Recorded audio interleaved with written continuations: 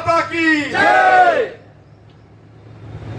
साथियों, सबसे पहले तो मैं आप सभी से माफी चाहूंगा, क्योंकि जिस दिन भी मैं सोनीपत आने की सोचता था, सोनीपत आने से पहले कुलदीप भाई और बाकी टीम को पता होता था कि उसी दिन ऐसा कुछ मीटिंग का या कोई और ऐसा शेड्यूल हो जाता था कि मैं यहाँ पर आ नहीं पाता था।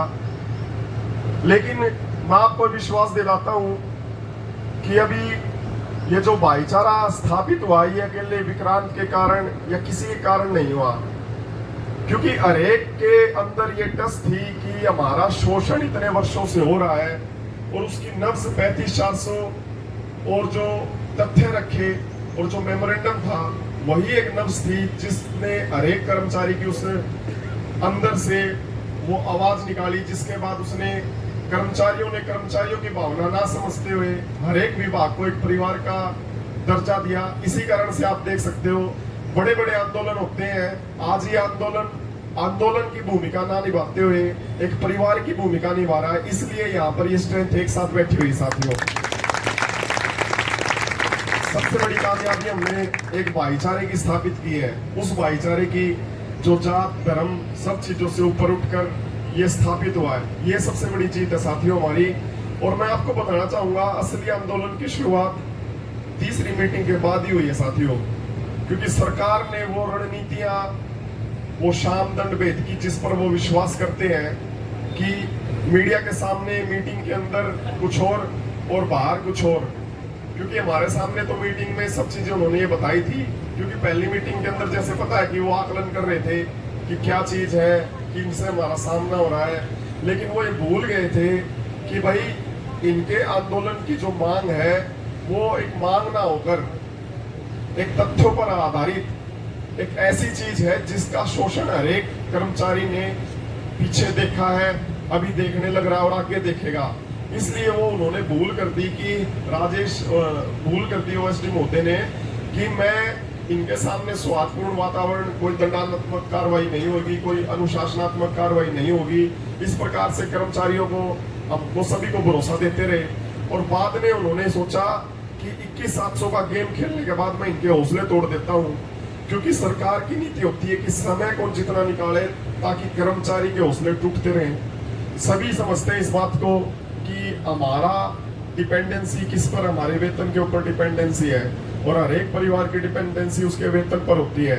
लेकिन वो नीति और उसके बाद एक दूसरी नीति जो उन्होंने अपनाई कि जनता के सामने गलत तथ्य अपने न्यूज़पेपर के माध्यम से पेश किए, सबसे बड़ी गलती उनकी वहीं पर हुई, जिसके बाद हमने ये समझना शुरू कर दिया कि सरकार हमें हमारा हक देने की बजाय जनता को हमारे खिलाफ करना शुरू कर रही है। और उसी के तुरंत बाद हमने अगले दिन कुरुक्षेत्र के अंदर प्रेस कॉन्फ्रेंस कर वो सारे तथ्य जनता के सामने रखे और जनता भी हमारे पक्ष में आ गई साथियों।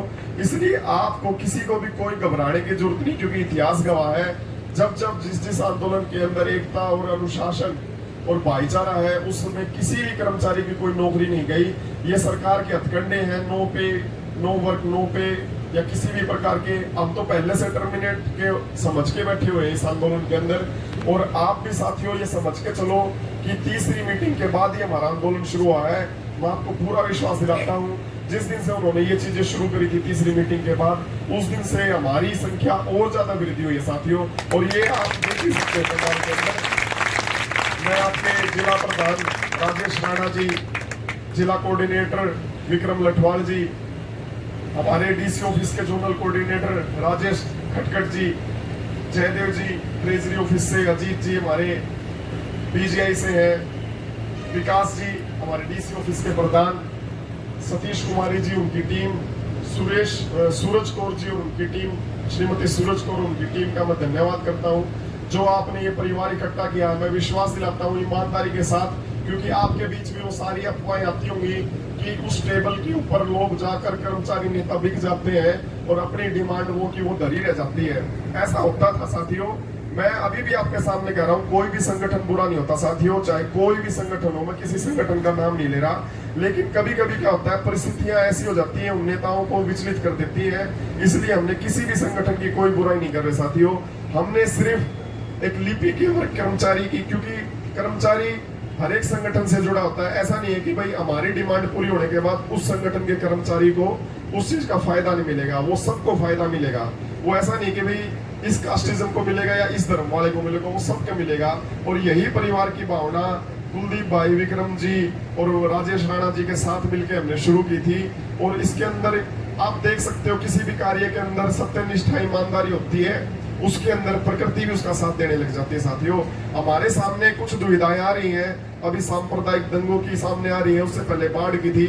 लेकिन साथियों आप देख लो, हिसार के अंदर ले लो, आप करनाल के अंदर किसी भी डिस्ट्रिक्ट के अंदर ले लो, हमारी स्ट्रेंथ वो की वो बनी हुई है साथियों। और ये हमारी जीत का पहला कदम है। मेरा विश्वास है कि हम लगभग ये सोच लो 90% काम पर पूरा कर चुके हैं। अगली मीटिंग में पूरा काम कर चुके हैं।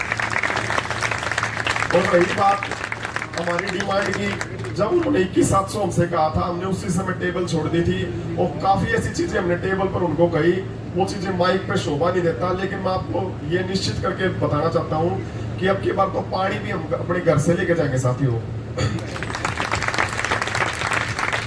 और इस भाईचारे को आप सभी साथी बनाए रखें, इसी प्रकार से बनाए रखें, क्योंकि मैं ऐसे कोई शब्द नहीं कहूंगा जिससे आपके रोंगटे खड़े हो जाए यार आप वो चीज करते हैं। सबसे बड़ी मजबूती हमारी यही है कि इस पंडाल के अंदर हम बैठे हुए हैं। इस पंडाल के अंदर जब तक अनुशासन, एकता के साथ बैठे रहेंगे, ना सरकार ऐसा कोई मौका ढूंढ पाएगी कि भाई ने किस प्रकार से हम खदेड़ दें, इनको कोई आरोप लगा दें। ये अपनी नीतियां अपनाएंगे 140 की, 144 धारा की, बाकी चीजें। लेकिन मैंने सरकार को मीडिया के माध्यम से भी ये कहा था, ये आंदोलन नहीं है। मैंने ओएसडी मोदी को भी पर्सनल कहा था, मैं जी आंदोलन नहीं है, ये भावना बन चुकी है। आप इस पे किसी भी प्रकार की राजनीति करने की कोशिश मत करना, वरना ये सारी चीजें उल्टी पड़ जाएंगी। वहां से वो विश्वासघात शुरू हो गया था हमारे साथ। लेकिन मैं अभी फिर भी कह रहा हूँ कि ये आंदोलन एक अपनी जायज मांग के लिए लड़ रहा है। जब आप ये कह रहे हो कि भी ये डायरी डिस्पेंसरी कोड कीपर है, तो और आप हमारे आरसी के और जितने भी आपने पासवर्ड वगैरह चेंज कर दिए, तो ऐसी क्या नौबत आई कि क्लास 1 ऑफिसर को वो काम करना पड़ रहा है? क्या ये जनता के सामने तथ्य सामने नहीं आ रहे कि तहसीलदार को क्लर्क का काम करना पड़ रहा है? क्या जनता को महसूस नहीं हो रहा कि भाई तहसीलदार को ही वो काम क्यों करना पड़ रहा है जो क्लर्क करता है? आज जनता के सामने सच्चाई अपने आप आने लग रही है साथियों। एक डायरी डिस्पेंसरी कोड कीपर कोई 3,000 करोड़ का नुकसान नहीं करवा सकता। ये जो रख रहे हैं तथ्य सामने के इतने करोड़ का नुकसान हो गया, ये चीजें होगी, वो वहां पर एक बात की जीत मैं आपको बता देता हूँ, एक बात मैं आपको बता देता हूँ, वो आपकी डिमांड को नकार नहीं रहे कि भैया नाजायज डिमांड है। ये साथियों कितनी बड़ी बात है कि उस डिमांड को जायज मान रहे, लेकिन अपने बजट का रोड़ा और कर्मचारियों को देनी पड़ जाएगी, उसको देनी पड़ जाएगी, इसी जो करने हुए हैं। उनकी नीति है कि भाई 21,700 बोलने के बाद देखते हैं क्या रिएक्शन रहता है। लेकिन साथियों मैं आपको विश्वास दिलाता हूँ, ईमानदारी के साथ सारी की सारी टीम, जो भी आपने अपनी टीम बना रखी है, वो वहां पर आपके जायज हक के लिए खड़ी है। आपका कोई भी बलिदान गवाया नहीं जाएगा साथियों।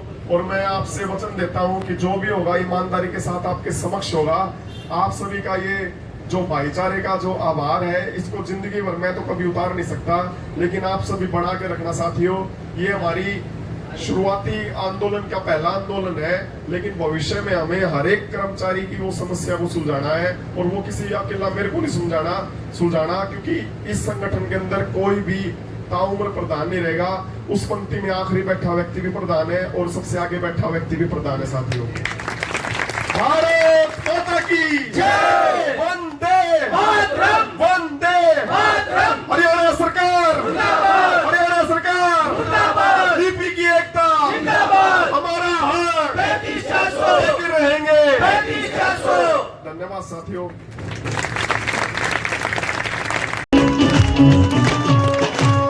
संघर्ष करो सारे नीति के सताप मान जाए तो हमारी पैर पाने जागी बात अब धरे कदम पछाड़ना नहीं, पूरे हो जाएंगे सुपने जो पूरे थे हमारे। ओ संघर्ष करो सारे नीति के सताप मान जाए तो हमारी पैर पाने जागी बात अब धरे कदम पछाड़ना नहीं, पूरे हो जाएंगे सुपने जो पूरे थे हमारे। यार काउच करे पुकार इबर को न माना हार, यार काउच करे पुकार इबर को न माना हार, रखे हो जो सा